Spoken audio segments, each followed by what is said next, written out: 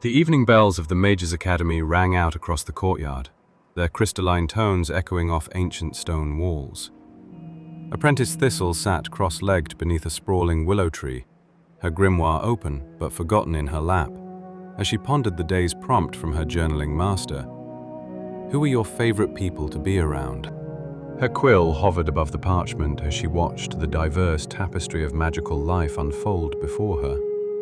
There was old Madame Moonshadow, the transmutation professor, chatting with a group of first years while her familiar, a spectral cat, wound figure eights between their ankles. Near the fountain, the beast speakers gathered for their evening meditation, their whispered conversations punctuated by the occasional chirp or growl from their animal companions. Thistle smiled and began to write. In the grand halls and hidden corners of the academy, I found my true circle. Those rare souls who understand the peculiar joy of accidentally turning their hair blue during a failed levitation spell, or the frustration of summoning a rain cloud that follows you around for 3 days straight. First, there's Rowan, my study partner in advanced practical enchantments. She has a gift for making even the most tedious magical theory sessions bearable, usually by enchanting our quills to dance across the desktop when Professor Grimweather isn't looking. Her laugh sounds like wind chimes in a summer breeze, and she always smells faintly of cinnamon and starlight. Then there's Master Thornheart, the groundskeeper. Most students avoid him, intimidated by his stern expression and the fact that thorny vines tend to sprout wherever he walks. But they don't know about his secret garden, where he grows luminous moonflowers and teaches me about the ancient language of plants. His gruff exterior hides a soul as gentle as morning dew. The library haunts hold a special place in my heart. Not technically people, but more personable than many humans I know. These mysterious spirits manifest as floating orbs of soft light, guiding students to exactly the books they need, even if they didn't know they were looking for them.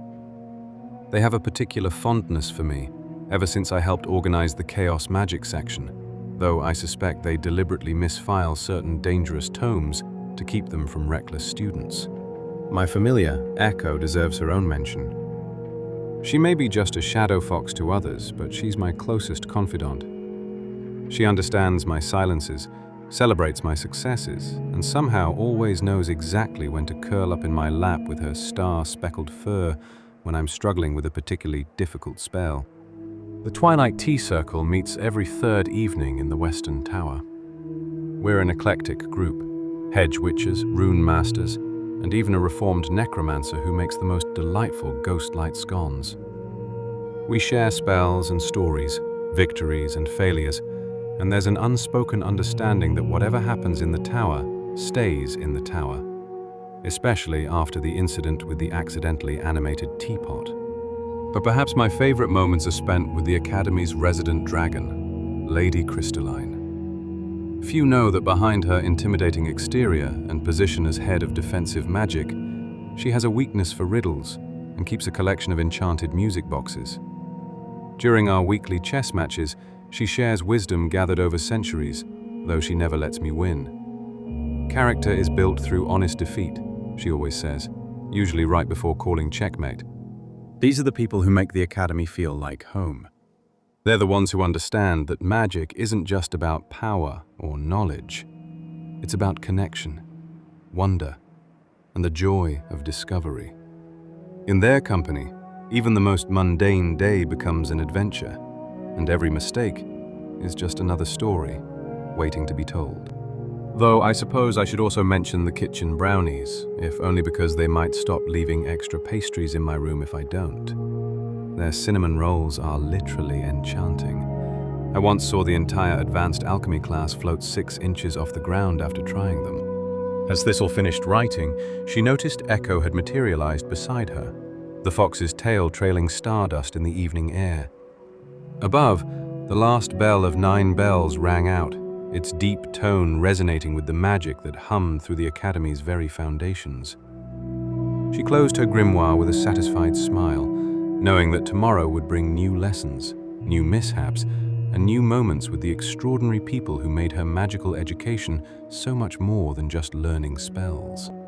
Every story I write starts with a question I can't stop thinking about. This one started with, what would you say to the version of yourself that hadn't been through anything yet? If that question hit you somewhere real, leave me a comment. I genuinely want to know. And if Lumenvale feels like a place worth returning to, Volume 1 of Lantern and Shadow is on Amazon. 20 stories, one world. The link is below. Thank you for being here.